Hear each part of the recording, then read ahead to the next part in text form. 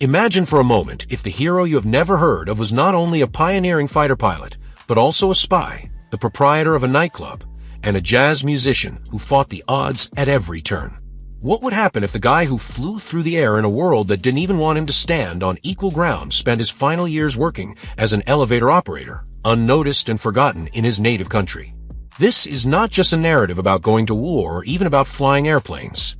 Rather, it is a story about perseverance, disobedience, and an unrelenting pursuit of dignity. An Unusual Life was led by Eugene Jacques Bullard, the first African-American fighter pilot. His life was so exceptional that it seemed nearly unbelievable. His life narrative is one of triumph over institutional racism and terrible misfortune, beginning with his escape from the Deep South when he was a boy and culminating in his becoming a revered war hero in France. Nevertheless, here is the most sad twist. Although the French honored him with medals and parades, the United States of America, which was his birthplace, scarcely acknowledged his existence throughout his lifetime. What exactly was it that compelled a guy to fight for a nation that was not his own? In spite of the fact that the weight of the world was weighing him down, how was it that he managed to come out on top? The narrative that Eugene tells will leave you unable to find the words to express yourself. Eugene's adventure begins in the relentless heat of Columbus, Georgia, in 1895. Born into a family of 10 children, he grew up amidst the racial violence and brutal reality of the divided South. One traumatic incident scorched itself into his memory. His father, wrongfully convicted of insulting a white man, narrowly survived a mob's assault on his life. Young Eugene resolved to escape these cruel surroundings. His father had frequently spoken about France, a nation where freedom and equality ruled supreme. The dream of a better life began to bloom in Eugene's heart. At barely 11 years old, Eugene left home with nothing but his aspirations and a relentless resolve. His route to freedom wasn't simple. He worked as a stable hand, a jockey, and a dock worker, doing whatever it took to survive. Eventually, Eugene snuck away aboard a ship destined for Europe, a risky decision that would define his life. Landing in Scotland and eventually making his way to France, he ultimately found himself in Paris, a city that embraced him as no other place ever had.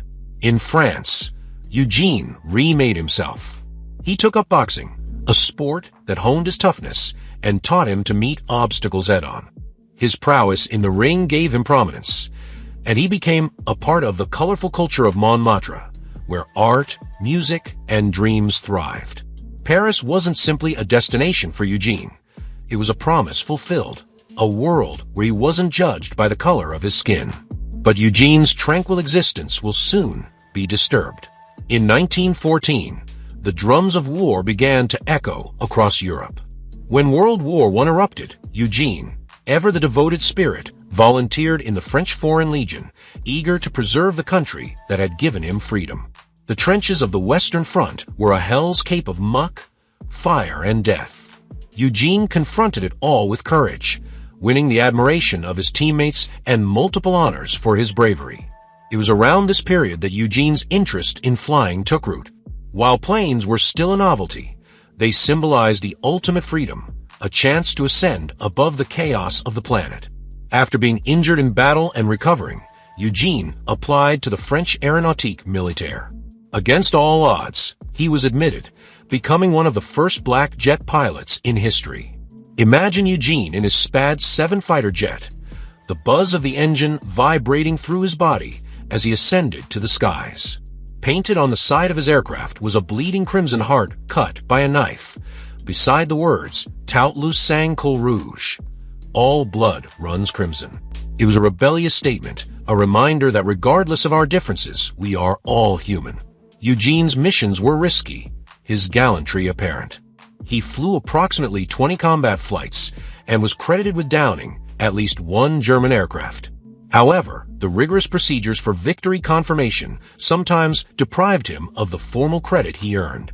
Despite his tremendous successes, Eugene wasn't immune to the discrimination that existed even in the French military. After a disagreement with a French commander, he was posted to the infantry, thereby terminating his career as a pilot. Yet Eugene didn't falter. He returned to the trenches, continuing to fight for France until the war's end in 1918. When the war was done, Eugene had a choice: return to America or stay in France. The decision was apparent. In Paris, he wasn't just accepted, he was lauded. Eugene immersed himself in the city's rich cultural scene, becoming a jazz pianist and eventually managing Le Grand Duc, a renowned nightclub that welcomed luminaries like Josephine Baker, Langston Hughes, and Ernest Hemingway. Hemingway even modeled a character in The Sun Also Rises on Eugene, sealing his position in literary history. But Eugene's life was about more than music and nightlife. He was a man of conviction, and when the shadow of World War II hung over Europe, he once again rose to the occasion. Using his nightclub as a cover, Eugene served as a spy for the French resistance, gathering intelligence on German operations. When the Nazis invaded France, Eugene joined the 51st Infantry Regiment, fighting heroically until he was injured in combat. With tremendous difficulty, he escaped to Spain and finally made his way to the United States. One may imagine that America would embrace Eugene as a hero, but the truth was considerably more disappointing.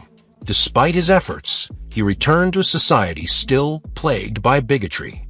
Struggling to find employment, Eugene took on numerous professions, from selling perfume to working as a security guard and even as an elevator operator at Rockefeller Center. His medals and memories were stashed away, unnoticed by a society that failed to recognize his significance. Yet, even in the face of obscurity, Eugene's spirit remained unbroken. He lived simply in Harlem, his walls filled with images of his distinguished past and his collection of French awards. In 1954, the French government honored him once again, inviting him to rekindle the eternal flame at the tomb of the unknown soldier in Paris.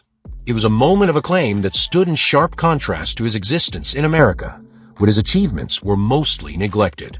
In 1959, Eugene earned a short moment of notoriety when he was featured on NBC's Today Show. The piece received an outpouring of support, with viewers writing hundreds of messages to express their respect. But this short realization wasn't enough to transform his situation. On October 12, 1961, Eugene passed away after suffering stomach cancer.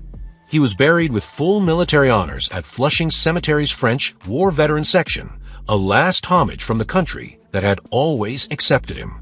In the decades following his death, Eugene Bullard's legacy continued to flourish.